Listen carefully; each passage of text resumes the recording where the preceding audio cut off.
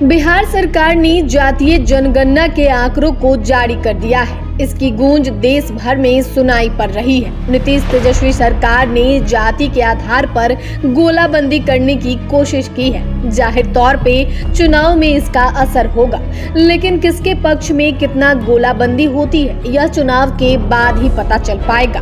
लेकिन दूसरी ओर संख्या में ज्यादा होने के बाद भी जातीय सर्वे ने यादवों की टेंशन बढ़ा दी है। सर्वे आने के बाद कई राजनीतिक दलों के निशाने पर यादव ही हैं। सर्वदलीय मीटिंग में पूर्व सीएम जीतन राम मांझी ने यादवों की संख्या को लेकर सवाल उठाया। सर्वे रिपोर्ट आने के बाद जिस तरह से सोशल मीडिया से लेकर सत्ता के गलियारों तक बयानबाजी हो रहा है, उससे यह सवाल उठ रहा है कि क्या आने वाले वक्त में बिहार की सियासत में यादवों की टेंशन बढ़ सकती है, वहीं सवर्णों को भी जोर का झटका लग सकता है। आइए जानते हैं इस रिपोर्ट में कैसे सर्वे ने यादवों की टेंशन बढ़ा दी है और सवर्णों को कैसे जोर का झटका लगेगा।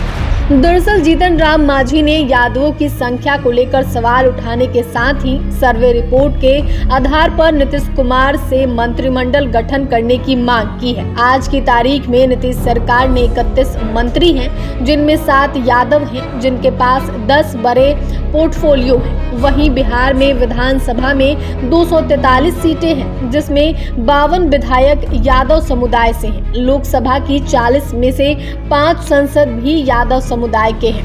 राजनीतिक जानकार बताते हैं कि आबादी के हिसाब से हिस्सेदारी का फॉर्मूला अगर लागू हुआ तो बिहार में यादवों के अधिकतम 35 विधायक बन सकते हैं। बिहार विधानसभा के 2015 के चुनाव में यादव समुदाय के 61 विधायक चुनकर सदन पहुंचे थे। 2020 में यह आंकड़ा 52 का है, यानी हिस्सेदारी का फॉर्मूला लागू हुआ तो यादव समुदाय के करीब 15 से 20 विधायक घट जाएंगे।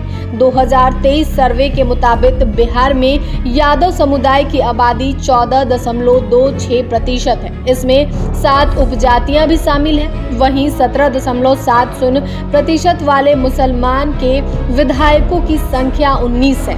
लोकसभा में मुस्लिम समुदाय से आने वाले मोहम्मद जावेद सांसद हैं। केंद्र में बिहार से एक भी मुस्लिम मंत्री नहीं है। अब सवाल उठ रहे हैं कि जनसंख्या के मुताबिक मुसलमानों से कम हिस्सेदारी के बाद भी यादवों की सरकार में भागीदारी इतनी ज्यादा कैसे है।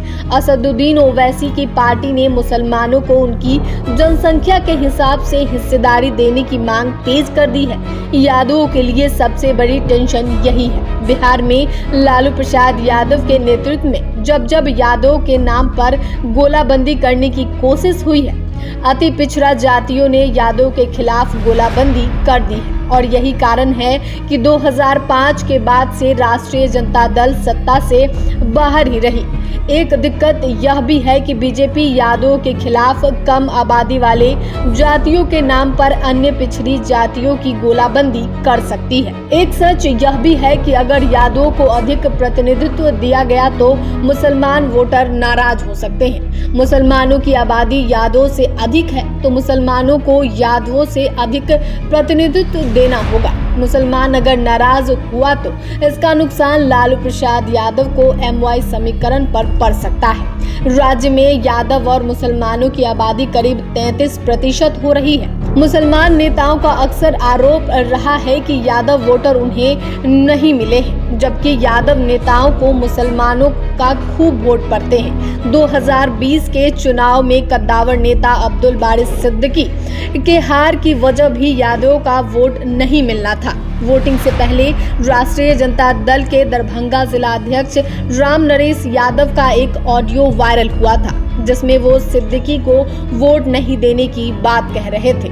वहीं दूसरी ओर जातीय सर्वे रिपोर्ट के बाद सवर्णों को भी जोर का झटका लग सकता है। बिहार में यादव के बाद राजपूतों का दबदबा सियासत में अधिक है। बिहार में राजपूत समुदाय के 28 विधायक हैं, जबकि इस समुदाय से आने वाले 7 नेता लोकसभा में सांसद हैं। केंद्र में इस समुदाय के RK सिंह अभी मंत्री हैं। बिहार में राजपूत समुदाय की आबादी 3.45% है। इसी तरह भूमिहार समुदाय का भी सत्ते में काफी दबदबा है। बिहार विधानसभा में समुदाय के 21 विधायक और लोकसभा में 3 सांसद हैं। केंद्र में भूमियार जाति के गिरिराज सिंह मंत्री हैं। वहीं 3.85% वाले ब्राह्मण समुदाय के बिहार में 12 विधायक हैं। केंद्र में अश्विनी चौबे इस समुदाय से मंत्री हैं। राजनीतिक जानकार बताते हैं कि राजपूत और भूमियार की संयुक्त आबादी 6% है, लेकिन उसके विधायकों की संख्या 49 है। सांसदों की संख्या